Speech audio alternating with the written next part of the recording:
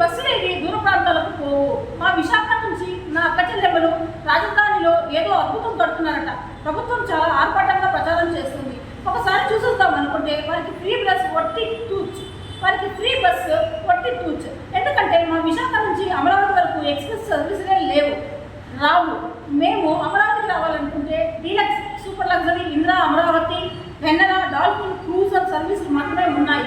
కానీ ఈ సర్వీసుల్లో ఫ్రీ జర్నీకి అనుమతించడం లేదు. మరి అలాంటప్పుడు మహిళలు బస్సుల్లో రాష్ట్రమంతా ఫ్రీగా తిరగవచ్చు అని ఈ కూటమి ప్రభుత్వం ఎలా నిస్సిగ్గుగా చెబుతోంది.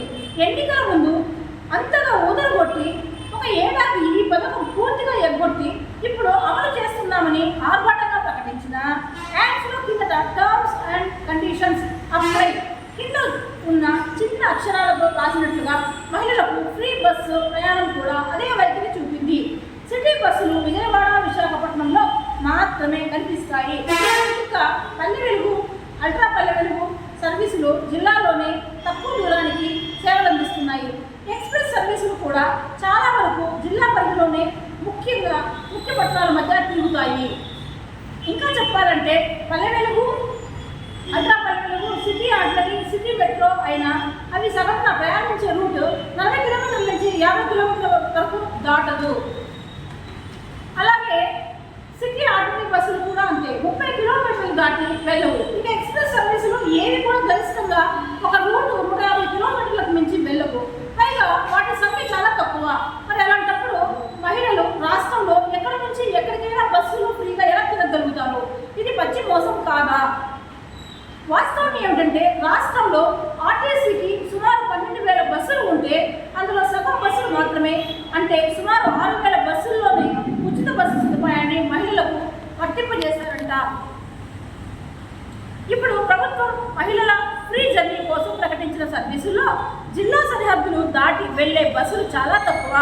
అంటే జిల్లా దాటిన రాష్ట్రంలో ఒక చోటు నుంచి ఇంకో చోటుకు వెళ్ళడానికి ఈ పథకం ఒక పథకమేనా? మరి ఇలాంటి పథకాన్ని గొప్పలుగా అమలు చేశామని మీరుగా వచన చేసుకుంటే సరిపోతుందా?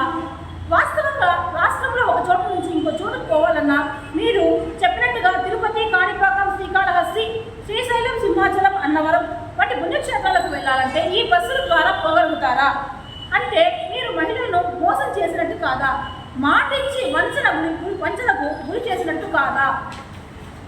వాస్తవంగా మీరు ఉచిత ప్రయాణాన్ని అమలు చేయాలంటే రాష్ట్రంలో ఒక చోటు నుండి ఇంకో చోటుకు వెళ్ళే బస్సులు డీలక్స్, అల్ట్రా డీలక్స్, వెన్నెల, అమరావతి, ఇంద్ర, గరుడ బస్సులు ఉన్నాయి. మరి వాటిలో మీరు ఎక్కడిస్తారా? అంటే మహిళలకు పేద మహిళగానే ఉండాలి. అదే కదా చంద్రబాబు అభిప్రాయం. మిమ్మల్ని ఇంకా ఎంతకాలం మోసం చేస్తారు? దయవుంచి ఇవాళ వైఎస్ఆర్సీపీ మహిళా విభాగం మొత్తం రాష్ట్రంలో ప్రెస్ మీట్లు పెట్టడానికి ప్రధాన కారణం ఏంటంటే ఈ మద్యం పాలసీ, ఉచిత బస్సు అనే ఒక కార్యక్రమం మీద ఇవాళ మనము రాష్ట్రం అంతా కలిపి ఇవాళ ప్రెస్ మీట్లు చేయడం జరిగింది. ఇంకా ఎన్ని రోజులు మోసం చేస్తారు మహిళలను?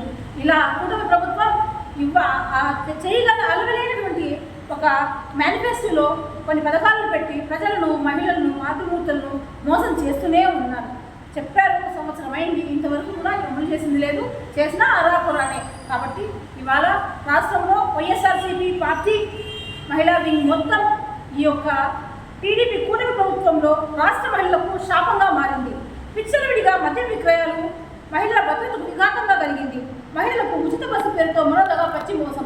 ఈ ఒక విషయాన్ని మేము ఖండిస్తూ వాళ్ళ రాష్ట్రం అంతా మహిళా వింగ్ మేమందరూ కూడా ఏకీకృతమయ్యి ఇవాళ మేము ప్రెస్ మీట్ పెట్టి ఈ యొక్క కూటమి ప్రభుత్వం చేస్తున్నటువంటి మోసాలను మేము ఎండగట్టడం కొరకు ప్రెస్ మీట్ పెట్టడం జరిగింది.